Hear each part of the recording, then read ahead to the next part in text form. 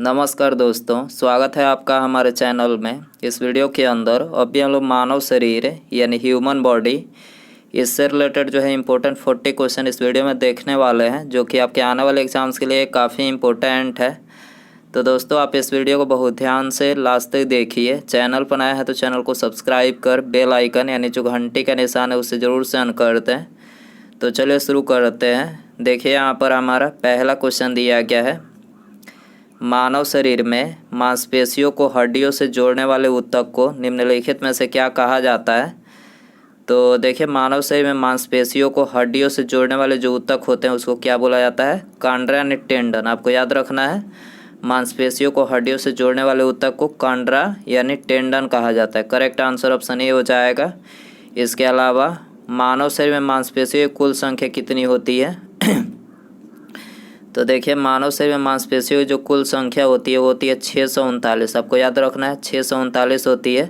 और मानव शरीर में हड्डियों की कुल संख्या कितनी होती है, तो 206 हड्डियाँ पाई जाती है, जिसमें से सबसे बड़ी हड्डी फीमर होती है जो कि जांघ की हड्डी होती है, और सबसे छोटी जो हड्डी होती है वो होती है स्टेपिस। स्टेपिस सबसे छोटी हड्डी होती है जो कि कान में पाई जाती है। क्वेश्चन नंबर 2 है, मानव शरीर के अंदर खून निम्नलिखित में से किसकी उपस्थिति के कारण नहीं जमता है। तो करेक्ट आंसर ऑप्शन बी हो जाएगा, हिपैरिन की उपस्थिति के कारण। मानव शरीर के अंदर खून जो है हिपैरिन की उपस्थिति के कारण से जो है नहीं जमता है।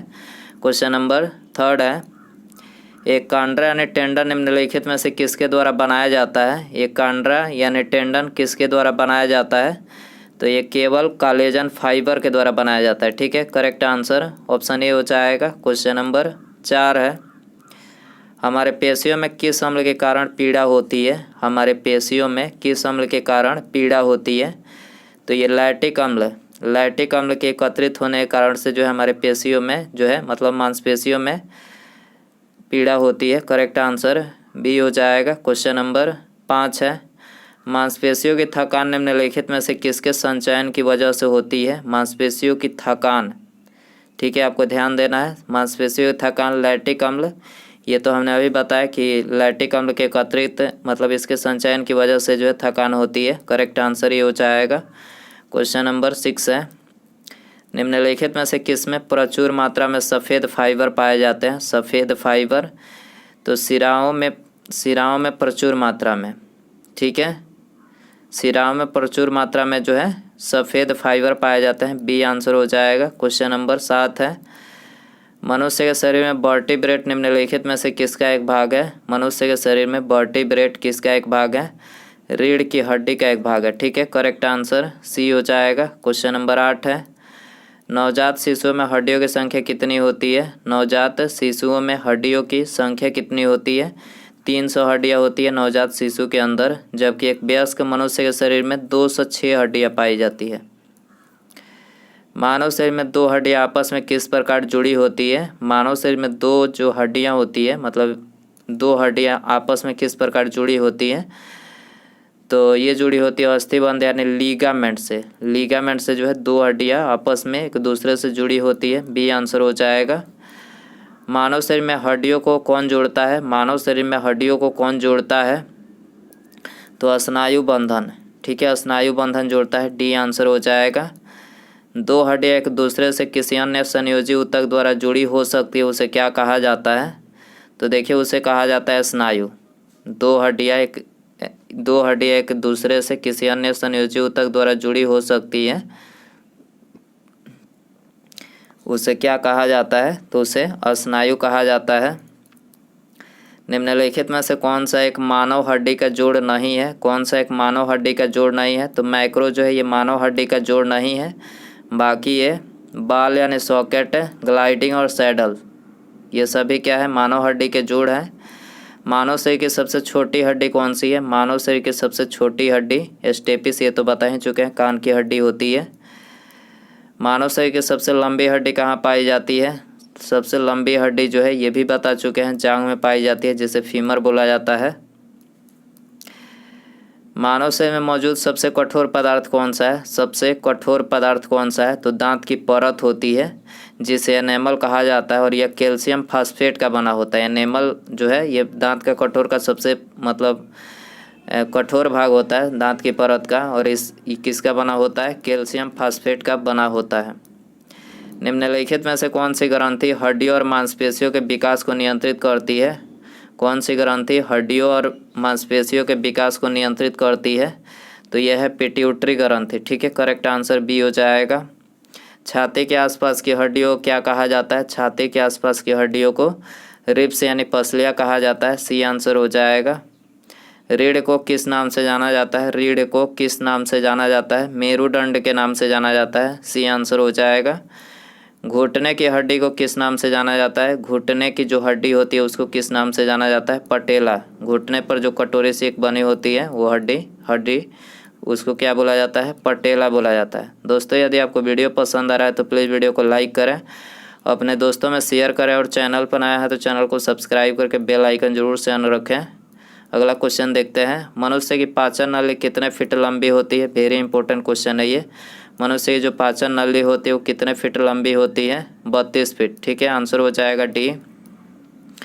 मांसपेशियों की क्रिया से उत्पन्न बल को क्या कहा जाता है? मांसपेशियों की क्रिया से उत्पन्न बल को क्या कहा जाता है? पेशीय बल कहा जाता है। ठीक है, करेक्ट आंसर सी हो जाएगा। निम्नलिखित में से कौन सा खनिज हड्डियों के लिए आवश्यक होता है? कौन सा खनिज हड्डियों के लिए आवश्यक होता है? कैल्शियम हड्डियों के लिए आवश्यक होता है। निम्नलिखित में से किस मांसपेशियों को कंकाल मांसपेशियां भी कहा जाता है? कंकाल मांसपेशियां ऐच्छिक मांसपेशियों कहा जाता है। डी आंसर हो जाएगा। मानव शरीर की सबसे छोटी मांसपेशी कौन सी होती है? सबसे छोटी मांसपेशी स्टेपेडियस होती है। स्टेपेडियस सबसे छोटी मांसपेशी होती है। बी आंसर हो जाएगा। मानव शरीर के किस अंग में प्रोटीन का पाचन शुरू होता है? मानव शरीर के किस अंग में प्रोटीन का पाचन शुरू होता है?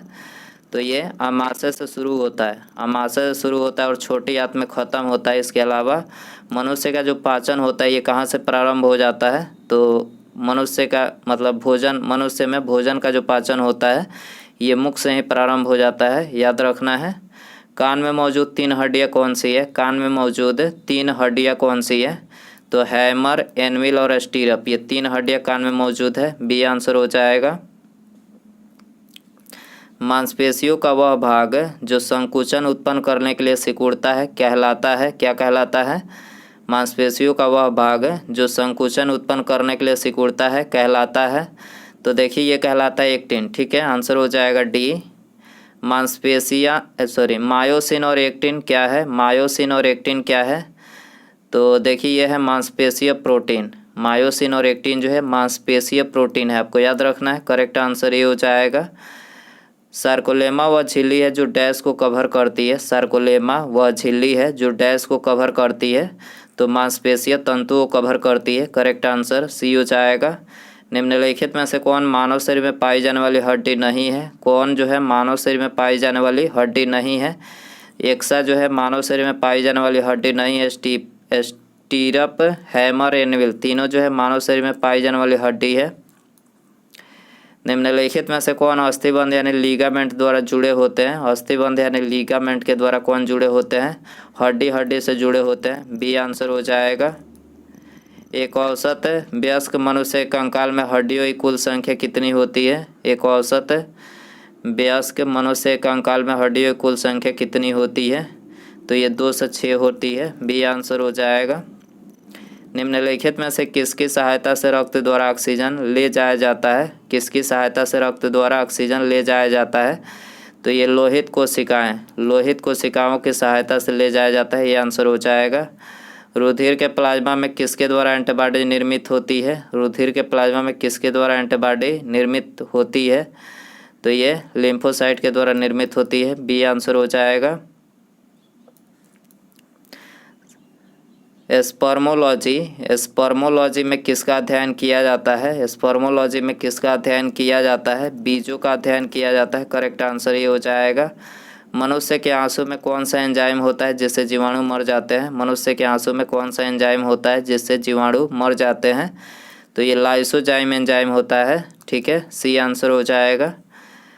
निम्नलिखित में से कौन सी ग्रंथि रक्त कैल्शियम स्तर को कम कर देती है? कौन सी ग्रंथि रक्त कैल्शियम स्तर को कम कर देती है? तो यह है थायराइड ग्रंथि, डी आंसर हो जाएगा।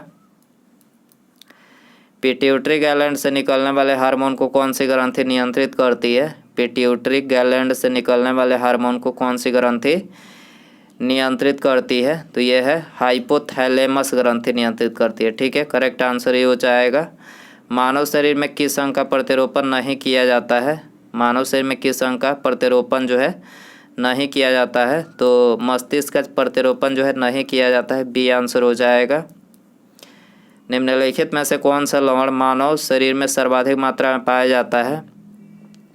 कौन सा लवण मानव शरीर में सर्वाधिक मात्रा में पाया जाता है? ऑप्शन है आपके पास sodium chloride, calcium carbonate, magnesium chloride और कैल्शियम फास्फेट। तो दोस्तों ये आपके लिए होमवर्क क्वेश्चन रहेगा। यदि आपको इसका आंसर पता हो तो कमेंट बॉक्स में ज़रूर बताएं, और आप इन 40 क्वेश्चन में से जो है कितने क्वेश्चन सही कर पाए अपना स्कोर कमेंट में ज़रूर बताएं।